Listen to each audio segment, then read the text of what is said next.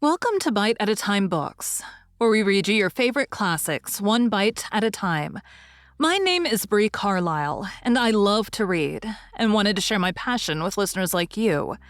Be sure to follow the show on your favorite podcast platforms so you get all the new episodes. Or you can follow the show on YouTube, where we have playlists for all the stories. You can find us on all the social medias, at Bite at a Time Books, or on our website, biteatatimebooks.com, where you can also sign up for our newsletter for more information on what we're reading and what's coming next for the podcasts. We're a part of the Bite at a Time Books Productions Network. If you'd also like to hear what inspired your favorite classic author to write their novels, and what was going on in the world at the time, check out the Bite at a Time Books Behind the Story podcast, Tuesdays, wherever you listen to podcasts. Today we'll be continuing The Memoirs of Sherlock Holmes by Arthur Conan Doyle. The Reigate Squires. Bite 3. "Arrest these men, Inspector," he gasped. "On what charge?" "That of murdering their coachman, William Curwen." The inspector stared about him in bewilderment. "Oh, come now, Mr. Holmes," said he at last. "I'm sure you don't really mean to. Tut, man, look at their faces," cried Holmes curtly. "Never, certainly, have I seen a plainer confession of guilt upon human countenances." The older man seemed numbed and dazed, with a heavy, sullen expression upon his strongly marked face. The son, on the other hand, had dropped all that jaunty, dashing style which had characterized him, and the ferocity of a dangerous wild beast gleamed in his dark eyes and distorted his handsome features. The inspector said nothing, but stepping to the door, he blew his whistle. 2 of his constables came at the call. "I have no alternative, Mr. Cunningham," said he. "I trust that this may all prove to be an absurd mistake, but you can see that. Would you? Drop it!" He struck out with his hand, and a revolver which the younger man was in the act of cocking clattered down upon the floor. "Keep that," said Holmes, quietly putting his foot upon it. "You will find it useful at the trial, but this is what we really wanted." He held up a little crumpled piece of paper. "The remainder of the sheet," cried the inspector. "Precisely. And where was it?" "Where I was sure it must be. I'll make the whole matter clear to you presently. I think, Colonel, that you and Watson might return now, and I'll be with you again in an hour at the furthest. The inspector and I must have a word with the prisoners, but you will certainly see me back at luncheon time." Sherlock Holmes was as good as his word. For about 1 o'clock, he rejoined us in the Colonel's smoking room. He was accompanied by a little elderly gentleman who was introduced to me as the Mr. Acton whose house had been the scene of the original burglary. "I wished Mr. Acton to be present while I demonstrated this small matter to you," said Holmes, "for it is natural that he should take a keen interest in the details. I'm afraid, my dear Colonel, that you must regret the hour that you took in such a stormy petrel as I am." "On the contrary," answered the Colonel warmly, "I consider it the greatest privilege to have been permitted to study your methods of working. I confess that they quite surpass my expectations, and that I am utterly unable to account for your result. I have not yet seen the vestige of a clue. I'm afraid that my explanation may disillusionize you, but it has always been my habit to hide none of my methods, either from my friend Watson, or from anyone who might take an intelligent interest in them. But first, as I'm rather shaken by the knocking about which I had in the dressing room, I think that I shall help myself to a dash of your brandy, Colonel. My strength has been rather tried of late." "I trust that you had no more of those nervous attacks." Sherlock Holmes laughed heartily. "We will come to that in its turn," said he.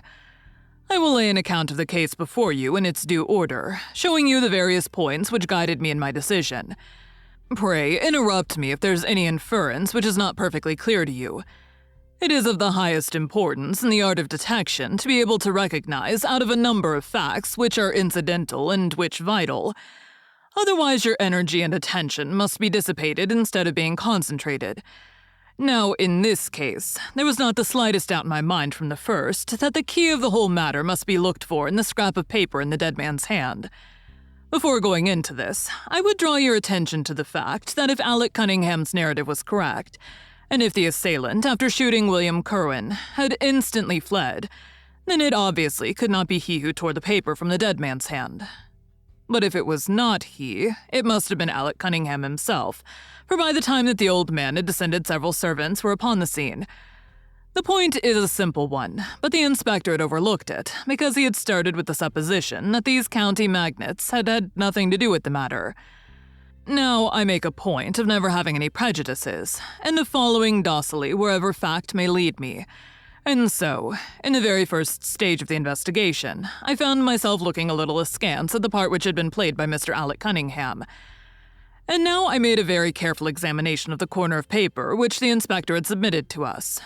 It was at once clear to me that it formed part of a very remarkable document. Here it is.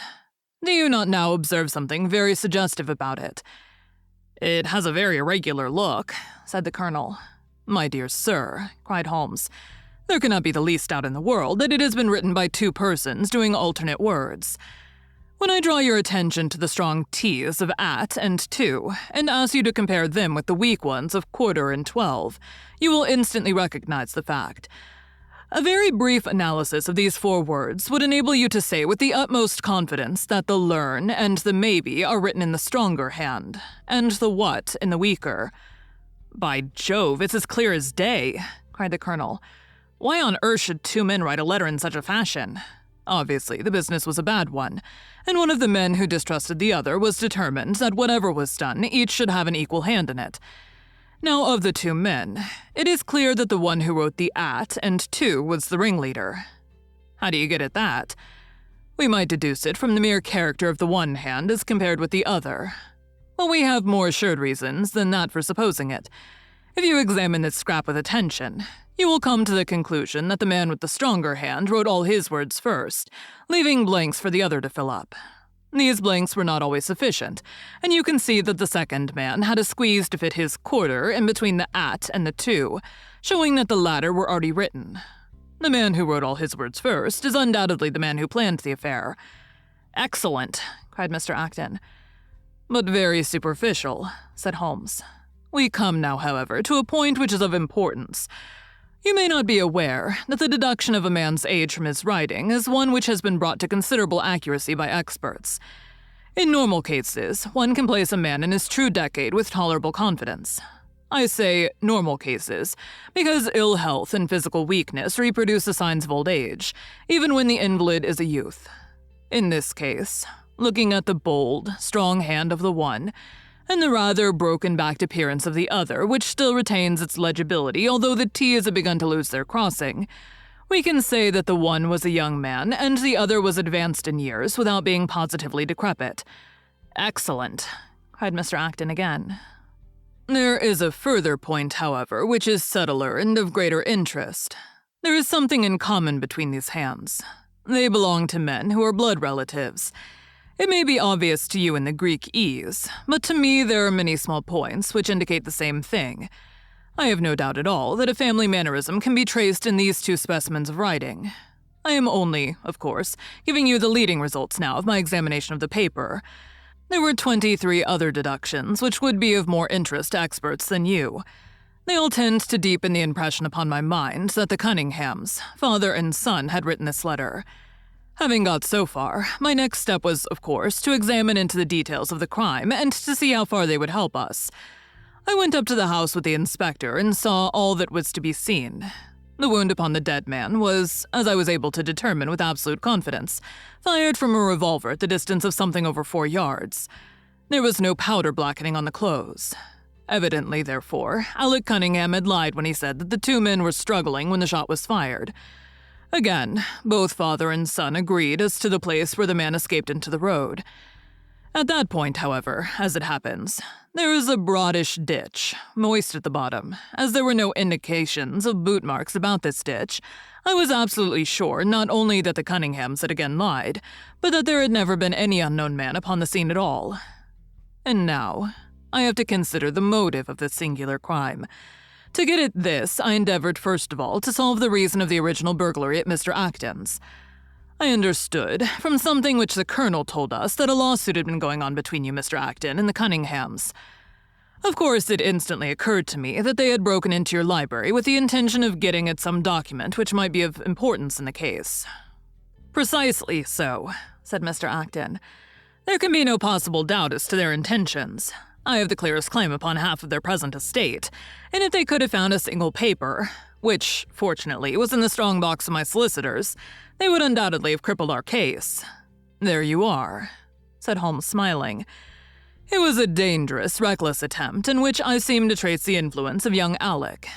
Having found nothing, they tried to divert suspicion by making it appear to be an ordinary burglary, to which end they carried off whatever they could lay their hands upon.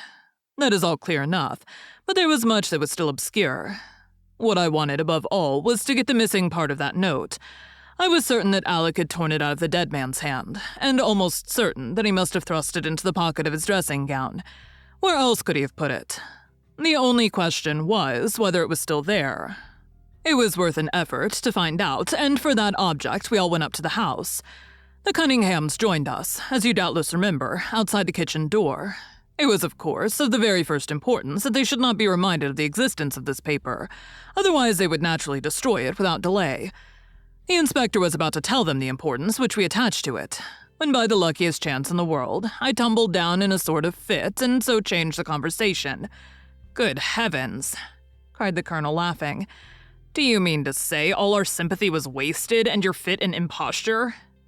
Speaking professionally, it was admirably done, cried I, looking in amazement at this man who was forever confounding me with some new phase of his astuteness. It is an art which is often useful, said he. When I recovered, I managed by a device which had perhaps some little merit of ingenuity to get old Cunningham to write the word 12, so that I might compare it with the 12 upon the paper. Oh, what an ass I have been, I exclaimed. I could see that you were commiserating me over my weakness, said Holmes, laughing. I was sorry to cause you the sympathetic pain which I know that you felt. We then went upstairs together, and having entered the room and seen the dressing gown hanging up behind the door, I contrived, by upsetting a table, to engage their attention for the moment, and slipped back to examine the pockets. I had hardly got the paper, however, which was as I had expected, in one of them, when the two Cunninghams were on me, and would, I verily believe, have murdered me then and there but for your prompt and friendly aid. As it is, I feel that young man's grip on my throat now, and the father has twisted my wrist round in the effort to get the paper out of my hand. They saw that I must know all about it, you see, and the sudden change from absolute security to complete despair made them perfectly desperate. I had a little talk with old Cunningham afterwards as to the motive of the crime. He was tractable enough, though his son was a perfect demon, ready to blow out his own or anybody else's brains if he could have got to his revolver. When Cunningham saw that the case against him was so strong, he lost all heart and made a clean breast of everything. It seems that William had secretly followed his two masters on the night when they made their raid upon Mr. Acton's, and having thus got them into his power, proceeded, under threats of exposure, to levy blackmail upon them. Mr. Alec, however, was a dangerous man to play games of that sort with. It was a stroke of positive genius on his part to see in the burglary scare which was convulsing the countryside an opportunity of plausibly getting rid of the man whom he feared. William was decoyed up and shot, and had they only got the whole of the note and paid a little more attention to detail in the accessories, it is very possible that suspicion might never have been aroused. And the note? I asked. Sherlock Holmes placed the subjoined paper before us. If you will only come round at 11:45 to the east gate, you will learn what will very much surprise you, and maybe be of the greatest service to you and also to Annie Morrison. But say nothing to anyone upon the matter. It is very much the sort of thing that I expected, said he. Of course, we do not yet know what the relations may have been between Alec Cunningham, William Curran, and Annie Morrison. The results show that the trap was skillfully baited. I am sure that you cannot fail to be delighted with the traces of heredity shown in the P's and in the tails of the G's. The absence of the I dots in the old man's writing is also most characteristic. Watson, I think our quiet rest in the country has been a distinct success, and I shall certainly return much invigorated to Baker Street tomorrow. Thank you for joining Bite at a Time Books today, while we read a bite of one of your favorite classics. Again, my name is Bree Carlile, and I hope you join us tomorrow for the next bites of the Memoirs of Sherlock Holmes. If you enjoyed our show, be sure to follow us so you get all the new episodes. We would also love for you to drop us a rating on your favorite podcast platform. You can catch us on all the social medias at Bite at a Time Books, Or check out our website, biteatatimebooks.com, where you can sign up for our newsletter. Our show is part of the Bite at a Time Books Productions Network. If you would also like to hear about the authors who write the books we read on the show, check out the Bite at a Time Books Behind the Story podcast, wherever you listen to podcasts, or on biteatatimebooksbehindthestory.com.